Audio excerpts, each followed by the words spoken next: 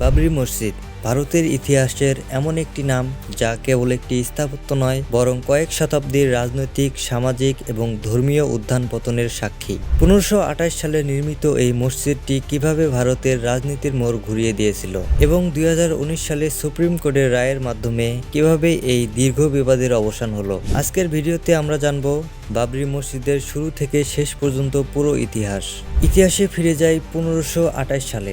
মুঘল সাম্রাজ্যের প্রতিষ্ঠাতা জহিরুদ্দিন মোহাম্মদ বাবর তখন ভারত শাসন করছেন। ঐতিহাসিক তথ্য অনুযায়ী বাবরের সেনাপতি মীর বাকি অযোধ্যায় এই মসজিদটি নির্মাণ করেন। বাবরের সম্মানে এর নাম রাখা হয় বাবরি মসজিদ। তবে স্থানীয় হিন্দু ধর্মাবলম্বীরা বিশ্বাস করতেন যে এই স্থানটি ভগবান শ্রী রামের জন্মস্থান এবং সেখানে আগে একটি মন্দির ছিল যা ভেঙে মসজিদটি তৈরি করা হয়েছিল। যদিও দীর্ঘ সময় ধরে হিন্দু ও মুসলিম উভয় সম্প্রদায় এই চত্বরের পাশাপাশি প্রার্থনা করে আসছিল। প্রথম বড় ধরনের দাঙ্গা রেকর্ড পাওয়া যায় 1853 সালে ব্রিটিশ শাসন আমলে। পরিস্থিতির অবনতি হলে 1859 সালে ব্রিটিশ প্রশাসন একটি বেড়া দিয়ে জায়গাটি ভাগ করে দেয়। মুসলিমদের মসজিদের ভেতর এবং হিন্দুদের বাইরের চত্বরে প্রার্থনা করার অনুমতি দেওয়া হয়। প্রায় 90 বছর এভাবেই সবকিছু চলছিল। ঘটনার মোড় নেয় স্বাধীন ভারতে। 1949 সালে 22 ডিসেম্বর গভীর রাতে মসজিদের মূল গম্বুজের নিচে রামলালার শিশু রাম মূর্তি পাওয়া যায়। হিন্দু পক্ষ দাবি করে মূর্তিটি অলৌকিকভাবে আবির্ভূত হয়েছে, আর মুসলিম পক্ষ দাবি করে এটি কেউ গোপনে রেখে গেছে। দাঙ্গা এড়াতে সরকার জায়গাটিকে বিতর্কিত ঘোষণা করে এবং গেটে তালা লাগিয়ে দেয়। এরপর থেকেই শুরু হয় দীর্ঘ আইনি লড়াই।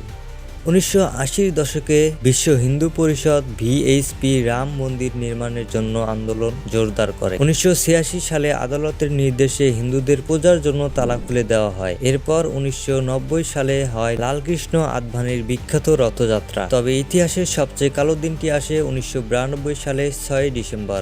লক্ষাধিক কর সেবক অযোধ্যায় সমবেত হয় এবং নিরাপত্তা বেষ্টনী ভেঙে বাবরি মসজিদটি সম্পূর্ণ গুঁড়িয়ে দেয়। এই ঘটনার পর ভারত জুড়ে সাম্প্রদায়িক দাঙ্গা ছড়িয়ে পড়ে, যা ছিল আধুনিক ভারতের ইতিহাসের এক বড় ধাক্কা।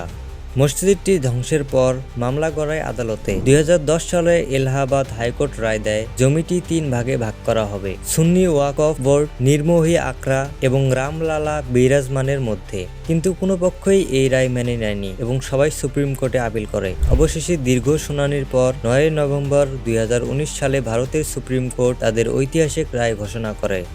সুপ্রিম কোর্ট 2.77 একর পুরো বিতর্কিত জমিটি রাম মন্দির নির্মাণের জন্য ট্রাস্টকে দেওয়ার নির্দেশ দেয়। আদালত এটাও বলে যে archaeological survey of India ASI রিপোর্টে মাটির নিচে অ-ইসলামিক কাঠামোর প্রমাণ মিলেছে। একই সাথে সুপ্রিম কোর্ট মুসলিম পক্ষকে অযোধ্যায় অন্য এক স্থানে মসজিদ নির্মাণের জন্য 5 একর জমি দেওয়ার নির্দেশ দেয়, যেখানে বর্তমানে মোহাম্মদ বিন আবদুল্লাহ মসজিদ নির্মাণের পরিকল্পনা চলছে। আজ অযোধ্যায় রাম মন্দির মাথা তুলে দাঁড়িয়ে, আর অন্যদিকে নতুন মসজিদের কাজও এগিয়ে চলছে।